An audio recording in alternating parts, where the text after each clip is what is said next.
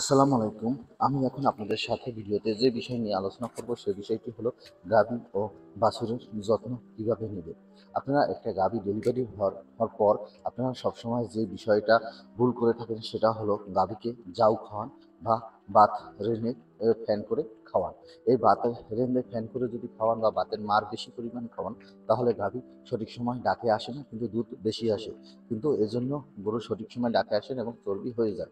এটা আপনি খাওয়াবেন যত বেশি তত দেরিতে ডাকে আসবে।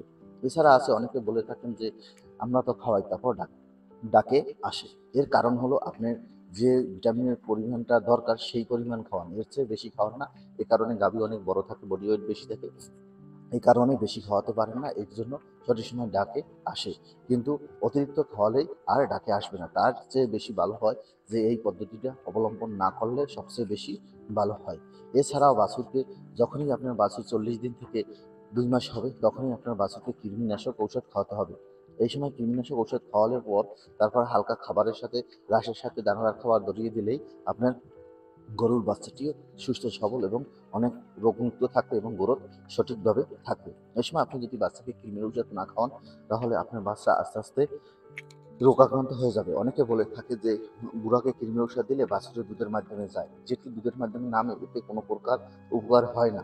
কেননা এতে কৃমি যেটু খেয়ে কৃমি রোগ প্রতিরোধের যে কৃমিনাশক ঔষধটাকে প্রতিশোধক করতে পারে এরকম শক্তি অর্জন করতে পারে, কিন্তু বাছুরি কোনো প্রকার কৃমির উপকার হয় না। তাই আপনারা বাছুরকে আলাদাভাবে কৃমির ঔষধ দিবেন এবং নিয়মিত বুড়াকেও কৃমিনাশক দিবেন এবং কৃমিনাশক দেওয়ার পর প্রথম ডাক যখন 45 দিনে বা 1 মাসের মধ্যে যদি যে ডাক আসে ওই ডাকে বীজ ধরাবেন না।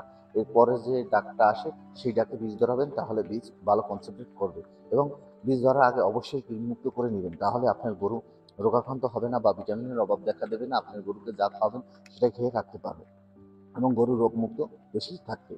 এবং নিয়মিত আপনার গরুকে ক্যালসিয়াম ও ভিটামিন ও ম্যাগনেসিয়াম ও মিনারেল খাইয়ে রাখবেন, তাহলে আপনার গরু কোনো প্রকার রোগ দেখা দিবে না।